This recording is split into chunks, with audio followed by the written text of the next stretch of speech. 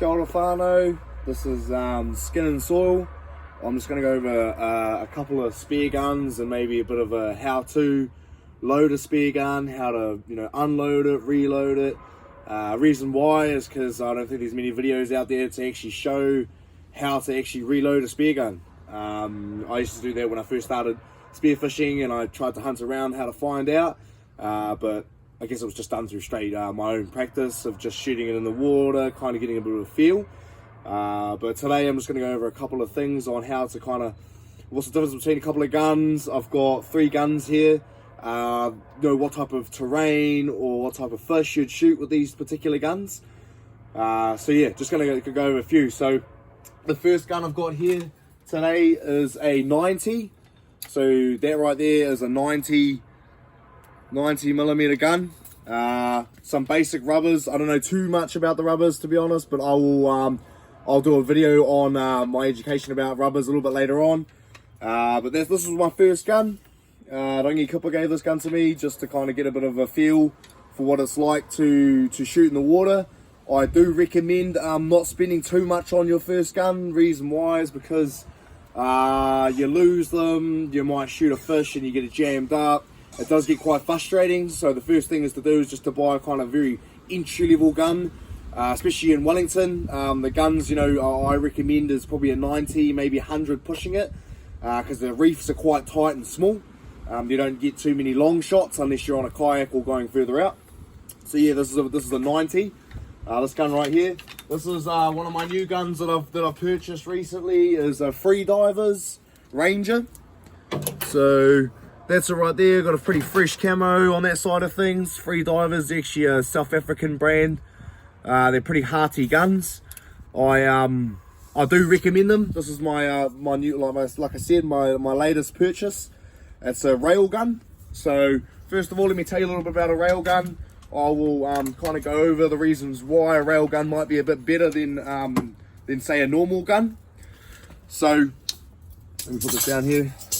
So whānau, a railgun, right? So you've got obviously your pipe, obviously that holds the spear, but inside here, in that side, that crevice, is a bit of a a indentation along the whole row. So you can maybe, if I can kind of get that there. Yeah, so essentially the spear slots into that. And when you pull the rubbers back, it holds it in place. And then when you obviously shoot the spear, it will shoot straight. It won't veer off to the side or have a bit of an up kick or down kick or all that side of things. You'll notice it quite a lot in the water, especially when gravity's not in your favor. Yeah, so on that side of things, I'll kind of go over how to reload a spear gun, right? So, yeah, so essentially when you got your spear gun right here, you've got your spear, right? So you got your spear, and your spear is attached to I'll say like a piece of hard plastic. That's your crimp. With a crimp, I do is, like when you do purchase a gun or you get one replaced, make sure that whether if you're doing it or they're doing it, that they crimp it right, because that's the difference between, say, shooting a snapper and then losing it. These things do snap. So those little care things that you have a look at when you purchase a spear gun, just make sure the crimp is being put on right, or even just ask the salesperson. Yeah, so since you got this line here, I would say maybe the line's probably about maybe 2 meters or something like that. So essentially what you do, make sure this line is a bit of a further away gap from the actual gun itself, so you've got a bit of space. But that's the front part of the gun there, right? So they see that hole there, that the rubber's in the middle. Essentially you grab the bottom end of the spear, right? And you run it through there. All right, you run it through that. All right, so what you do is you make sure that you got a bit of space. Grab your spear like that, and what you do, inside that hole bit there, you drop the spear into it, right, and you run it through. Let's get a bit of view here, whānau. And you run it through like that, right? So it's in there. Make sure it's underneath the rubbers as well, and you run it up, right? Get a bit of a shot there. Right, sorry whānau. So you run the spear up, right? And it's running along, it's running in there, that crevice part that I was telling you about. the rail. So it goes up through here, right, whānau, a bit further up. On here, so this is the more or less the stock end. You're gonna make sure that you've got your, so right here it's on wrong, so you gotta flip it around to a 180, and you can see those clips, right? See those little clips? That's what obviously the rubbers sit into. But your crimp, see my loop here is underneath the spare. What you want to do is you want to lift that up and over. So you get it up and over that that bit of metal spare there, because if you get it jammed in there, it's no good. So you want it facing it like that, nice and tight. Right, what you should do there is it should just go straight in, and it should make a bit of a click. There you go, it's in there, locked, right? So that's tight. Make sure that crimp is on top of the spare. Right, so what you do is you run this through. So what you do is you go right to the end, you have this little slack line, you want to pull that tight, right? So that's tight right across there. You can see that line there. Pull it tight. Right? Now the end, you got this extra bit of loop. You grab the bottom end with your loop. Underneath your stock here, sorry guys, underneath the stock there, you've got this little clipper, that little bit right there, right? So you want to be able to get your end, right? Pull it up quite tight, and then what you do is you just pop it over, right? And hold it in there, and it will lock. See? Nice and tight. You want to hold that there, right? Cool. So right now you've got to double check, make sure it's nice and straight. Another thing here is towards the end, I'll just move the camera, whānau, towards the end, you've got this little bit of line. Underneath the stock here, there should usually be a little slit there. Right, what you do is you grab this part and you run it over your rubbers. See, it's over the rubber and back under through there, right? See that? So that just holds it in line, so you've got it nice and tight. Okay, so that's it there. Right, now I'm just gonna load the spare. Best way to load a spare is you put this either under your gut or on your chest, depending if your wetsuit has a bit of a rubber there, or like maybe a bit of a soft kind of cushion. So what you do, so this is a 100, by the way, sorry whānau, yeah, 100 Ranger. So what you do is you grab the end part here, underneath, grab that rubber piece, right? Some people like to go under, some people like to go over. I like to go under, just makes it feel a bit more comfortable. So what you do is you grab the stock end like that, and you hold it, right? Hold it. And what you want to do is you want to pull that, push that into your chest right there.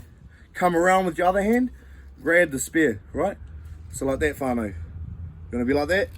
And what you want to do is you just want to one pump. Some people like to do unders, some people like to do overs, whatever you're comfortable with. So you just do one pump straight onto that first clip that I showed you. So one pump, boom, up, slot right in there, whānau. Alright? So that's right in there. Okay? Right, so that's your first clip. You can take it back to your second clip there as well. Okay? Right, so that's how to load a spare gun. Any questions, just let me know. I'm going to go over one more kind of gun that I've got here. It's a 130 Omer. So this gun that I'm holding right here, the Ranger, would be something that's kind of user friendly for like kahawai, or I would say maybe, you know, like you can move your way up to like trevally, water hoe, a couple other fish, snapper. But yeah, I'll kind of show you the bigger gun and how to load that.